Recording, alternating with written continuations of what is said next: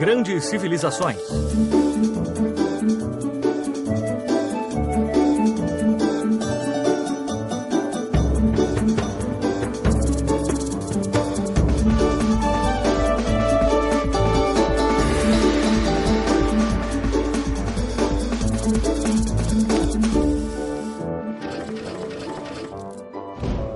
O Japão Antigo, primeira parte.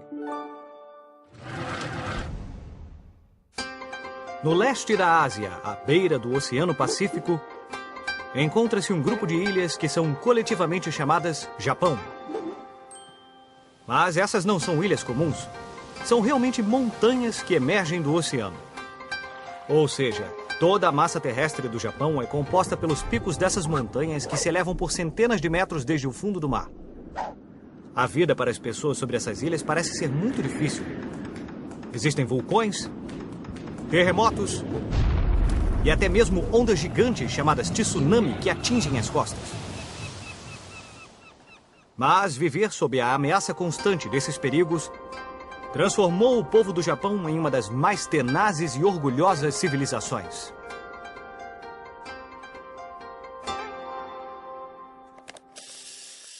O Primeiro Reino. Por muito e muito tempo, o Japão esteve isolado. Havia nessas ilhas apenas 100 grupos formados por grandes famílias que não tinham contato com o mundo exterior.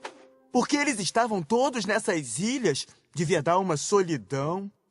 Bem, na verdade, Pipo, esses clãs lutaram entre si. Até que um dia, por volta do século II d.C., o guerreiro divino chamado Jimmu nasceu na família Yamato. Jimmu foi um grande guerreiro que derrotou todos os outros clãs e unificou o Japão. A dinastia Yamato foi capaz de fornecer ao Japão uma era de paz, deixando mais tempo para melhorar a qualidade de vida e desenvolver a rica cultura. Os japoneses também cruzaram o Mar do Japão para aprender a avançada cultura milenar da antiga China.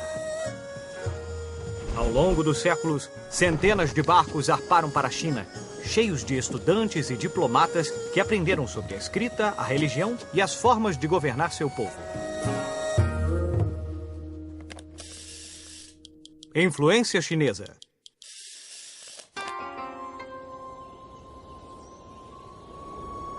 Os japoneses haviam desenvolvido sua própria religião, chamada Shintoísmo, que se baseava na reverência a diversas forças da natureza, representadas por muitos deuses. Dentre as muitas coisas que os japoneses estavam aprendendo com seus vizinhos chineses, uma das mais importantes era uma nova religião, o budismo. Os budistas acreditavam que todas as pessoas nasciam de novo sob a forma de outro ser vivo após a morte. Por exemplo, você poderia voltar como um gato, ou um rouxinol, ou uma ovelha. Espere um pouco. Vovó, é você? É você, vovó? O budismo ensinava que as pessoas precisavam estar em harmonia com o mundo natural que as rodeava. Essa harmonia permitiu ao Japão desfrutar anos de paz junto às famílias que antes eram inimigas. Os japoneses também aprenderam com o sistema de governo chinês, se baseando nele para criar seu próprio sistema à sua maneira. Os japoneses começaram a registrar todas as suas leis no Código Taihō, que foi criado segundo as ideias de Confúcio. Baseados em seu exemplo, os japoneses procuraram estabelecer regras e costumes de seu povo e tornar os governantes mais justos. Influenciados por todas essas ideias, os japoneses construíram sua primeira grande cidade, Haijōkyō, a capital da paz. Essa cidade existe até hoje e se chama Nara. O primeiro Império Japonês. Por volta do ano 800, os japoneses sentiram que tinham aprendido o suficiente da cultura chinesa e decidiram construir seu conhecimento sobre si mesmos, criando seu próprio caminho. Assim, fundaram o primeiro Império Japonês. Eles construíram uma nova cidade para superar a majestade das cidades chinesas e para demonstrar como os imperadores japoneses tinham crescido com o próprio poder. Essa cidade foi chamada de Heian-kyo, capital da paz e da tranquilidade. Ela ainda existe, mas hoje chama-se Kyoto. Durante esse tempo, havia uma família de políticos muito astutos chamada Fujiwara. Durante quase 300 anos, o clã Fujiwara permaneceu próximo ao poder imperial. Eles ficavam perto do poder de uma forma muito interessante. Apaixonavam-se e casavam-se com pessoas em posições de poder. Hoje, na novela Hospitalidade Imperial, a história do clã Fujiwara sobre como se apaixonar e se casar com nobres, governantes e até imperadores, formando fortes laços políticos através de seus relacionamentos.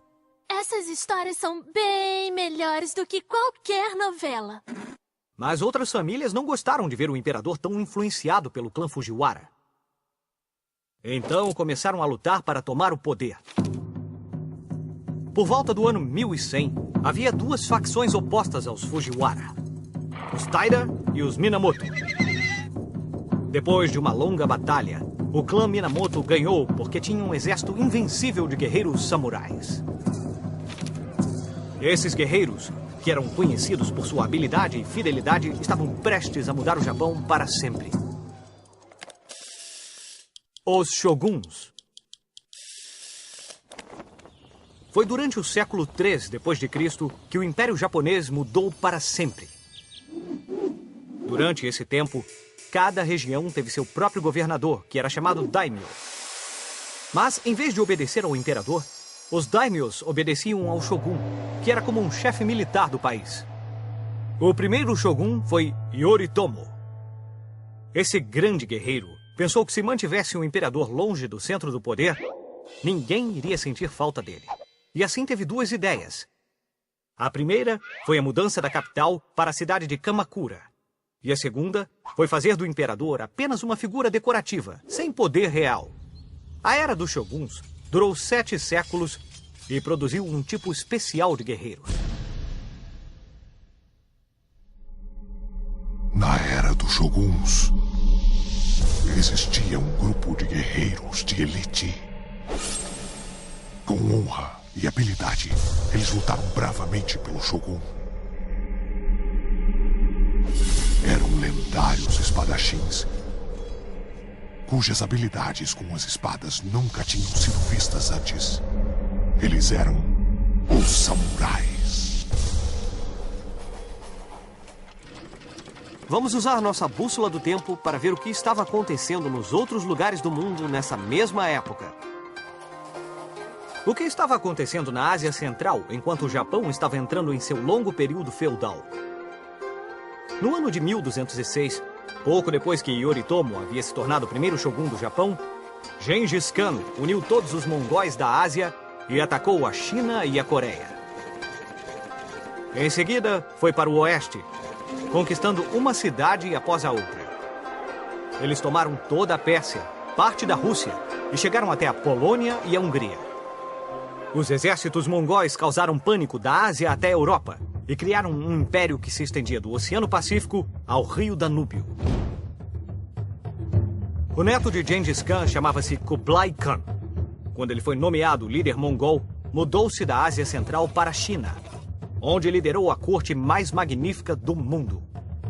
De 1274 a 1281, Kublai Khan tentou tomar todas as ilhas do Japão. Mas em 2 ocasiões, seus navios naufragaram em tempestades ferozes chamadas tufões.